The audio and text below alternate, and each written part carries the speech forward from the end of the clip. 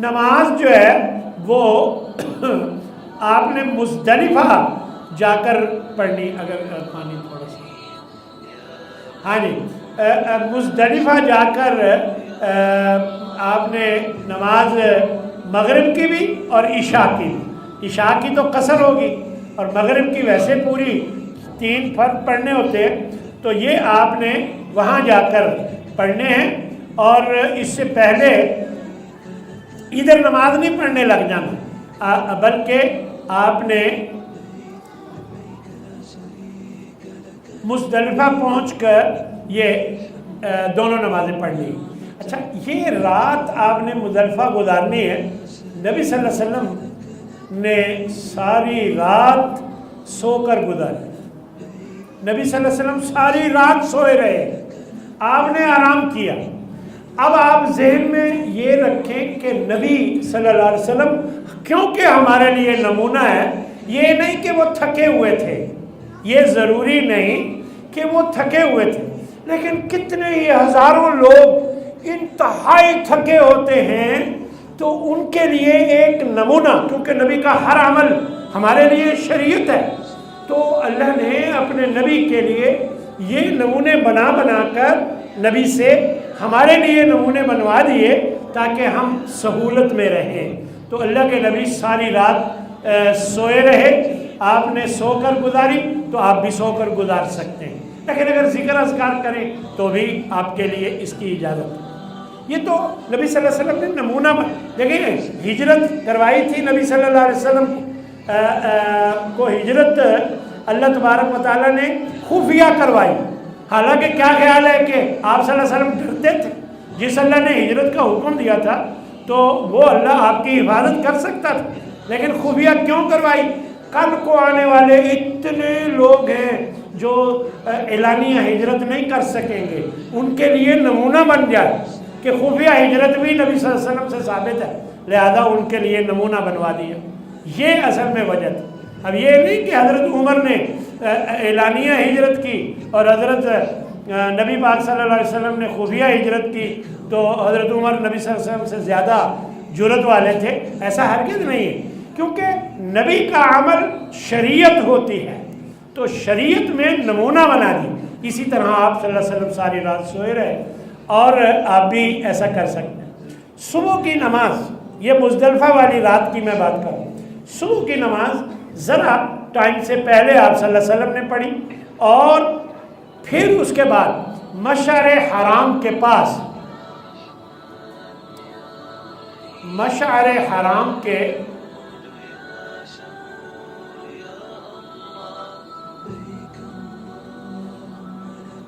مشعر حرام کے پاس آپ صلی اللہ علیہ وسلم نے قبلہ رخ ہو کر دعائیں کی, اور سورج نکلنے تک دعائیں کرتے رہے. پھر سورج نکلنے کے بعد آپ نکلے تھے مینا کی طرف.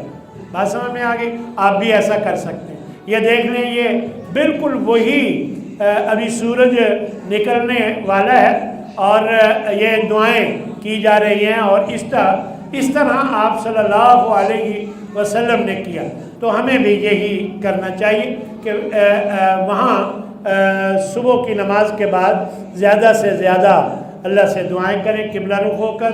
اگر مشعر حرام کے پاس جا کر سکتے ہیں تو ٹھیک, نہیں تو جس جگہ بھی آپ ہیں وہاں کر سکتے ہیں.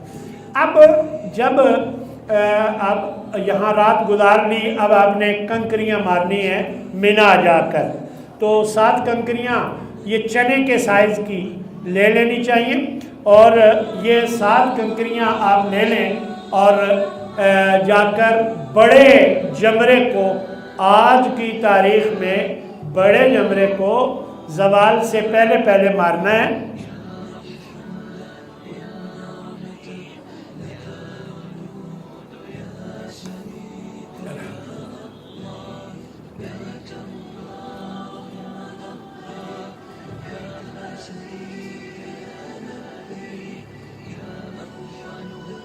دیکھیں, یہ جمرات ہیں.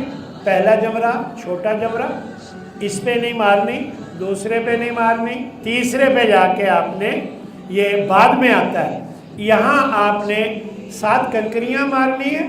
اللہ اکبر ہر کنکری پہ کہنا ہے, اور اکٹھے نہیں مارنی، ایک ایک کر کے مارنی ہے، اور اللہ اکبر پڑھتے ہوئے آپ نے ہر کنکری کو پھینکنا ہے۔ اور اگر کوئی کمزور بندہ ہو اس کی نیابت خواتین کی طرف سے نیابت بھی کی جا سکتی ہے، یعنی اس کی کنکریاں آپ مار لیں، یہ کی جا سکتی۔ کنکریاں مارنے کے بعد یہ دیکھیں آج 10 تاریخ ہے، 10 ذی الحجہ میں 4 کام آپ نے کرنے ہیں، 4 کام۔ پہلا کنکریاں مارنا، یہ ترتیب کے ساتھ میں بتا رہا ہوں۔ دوسرا قربانی، تیسرا بال کاٹ کے احرام کھول دینا، اور چوتھا طواف افاضہ یا طواف زیارت۔ یہ 4 کام 10 تاریخ کو کرنے ہوتے ہیں۔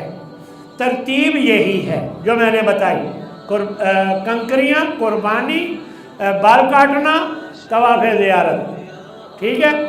اگر اس ترتیب میں آگے پیچھے ہو جائے، نبی صلی اللہ علیہ وسلم کے پاس کچھ لوگ آئے، جی میں نے کنکریاں مارنے سے پہلے قربانی کر لی، تو میں نے قربانی کرنے سے پہلے بال کاٹ لیے، تو آپ صلی اللہ علیہ وسلم سب کو کہتے گئے کوئی بات نہیں، کوئی بات نہیں۔ تو اس کا مطلب یہ ہے کہ اگر یہ ترتیب ہو جائے تو یہ مسنون طریقہ ہے، اور اگر اس ترتیب میں آگے پیچھے ہو جائے تو کوئی بات نہیں، کوئی حرج نہیں۔ دیکھیں اکثر لوگ کنکریاں مارنے کے بعد جاتے ہیں طواف افاضہ کرنے کے لیے، اور وہاں رش صبح صبح نہیں ہوتا، یعنی آپ کوئی بیمار آدمی ہے، مجبوری ہے، وہ سمجھتا ہے کہ میں آ کر، لیکن یہ ذہن میں رکھیں کہ پہلے کنکریاں اس سے زوال سے پہلے کنکریاں مارنا چاہیے، لیکن اگر نہیں مار سکے تو بعد میں بھی مجبوری ہے، تو وہ اگر جا کر پہلے طواف کر لیتا ہے تو جائز ضرور ہے، لیکن مسنون یہی ہے کہ کنکریاں مار کے، قربانی کر کے، بال کاٹ کے پھر جا کر طواف کرے۔